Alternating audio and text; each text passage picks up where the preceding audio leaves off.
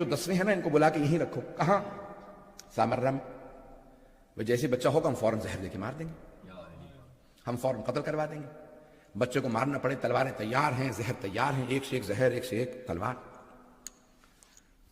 10ویں امام علیہ السلام نے 11ویں امام علیہ السلام کو سونپ دیا. سب کچھ ہوا. اب وہی گھر, وہیں پہ امام رہتے ہیں. ایک صحن ہے, چاروں طرف جاسوس پھرتے رہتے ہیں, خواتین کو پیسے دے دے کے بھیجتے رہتے ہیں, ذرا دیکھ کے آؤ اندر کوئی بی بی حاملہ تو نہیں.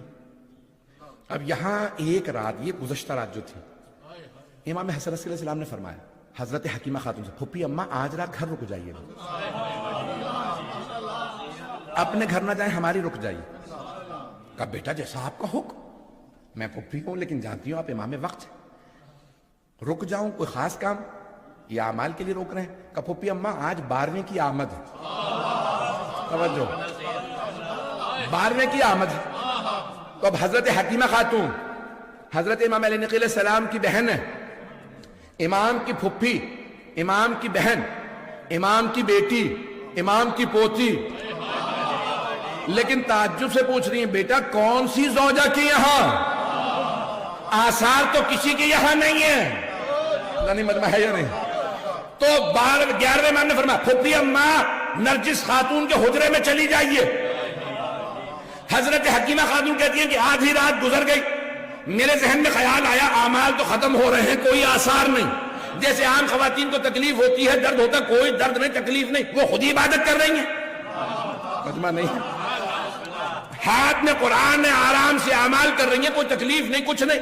کہ میں سوچ ہی نہیں تھی کہ 11ویں امام جو 10ویں امام کی قبر مطہر کے ساتھ مصلی بچھا کے عبادت کر رہے تھے, آواز دے کے فرمانے لگے پھپھی اماں اللہ کے وعدے پہ شک نہ کیجئے گا, آج رات وعدہ پورا ہوگا. حضرت حکیمہ خاتون کہتی ہیں میں نے کہا کہ میں جا کے تہجد کے لیے وضو کرا. کہ تہجد کے لیے دوبارہ اٹھی, گئی دوبارہ تجدید وضو کیا. جب تہجد کے لیے آئی تو ایک مرتبہ دیکھا پورا حجرہ منور. مجھے محسوس ہونے لگا چاند میرے ہی حجرے میں آ گیا. اچانک میں نے دیکھا روئے زمین پہ ایک بچہ سر پہ سجود ہے اور کہہ رہا جاء الحق, حق آ گیا. عزیزان گرامی ایک مرتبہ حضرت حکیمہ خاتون فرماتی کہ میں نے دیکھا کہ بچہ سر پہ سجود ہے, تمام آلائشوں سے پاک. ایک مرتبہ 11ویں امام نے آواز دی پھپھی اماں میرے بچے کو میرے پاس لے آئیے. ہم ایک مرتبہ صحن میں لے گئے. جیسے ہی میں نے 12ویں کو 11ویں کی آغوش میں دیا تو حضرت حکیمہ خاتون کہتی ہیں کہ چاروں طرف سے نور کے پرندے صحن کو گھیرنے لگے اور پورا صحن منور ہو گیا. ابھی سورج نہیں نکلا, فجر نہیں ہوئی, کا سارا صحن منور. 11ویں امام نے ایک مرتبہ 12ویں سے کہا سلام ہو بیٹا آپ پہ, اے میرے لخت جگر آپ پہ سلام. تو اب وہاں پہ بی بی فرماتی ہیں کہا کہ ایک مرتبہ 12ویں امام نے 11ویں کو دیکھا, کہا سلام ہو میرے جد رسول اللہ پہ, سلام ہو میرے دادا علی مرتضیٰ پہ, سلام ہو میری دادی زہرا پہ, سلام ہو میرے اجداد حسن و حسین پہ.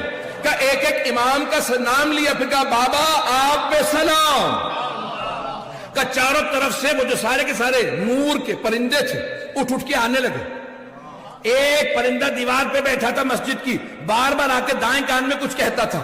میں گھبراہٹ کے اندر نرجس خاتون کے در کے حجرے کے سامنے, یعنی حجرے کے دروازے کے سامنے کھڑی تھی کہ 11ویں امام نے مسکرا کے کہا پھپھی اماں پریشان نہ ہو, یہ ملائکہ ہیں, یہ فرشتے ہیں جو 12ویں کو سلام کرنے آئے, اور وہ جو دیوار پہ بیٹھے ہیں بار بار کان میں کہتے ہیں وہ جبرائیل علیہ السلام ہیں. ان فرشتوں کا سلام پہنچانے جنہیں آنے کی اجازت نہیں ملی.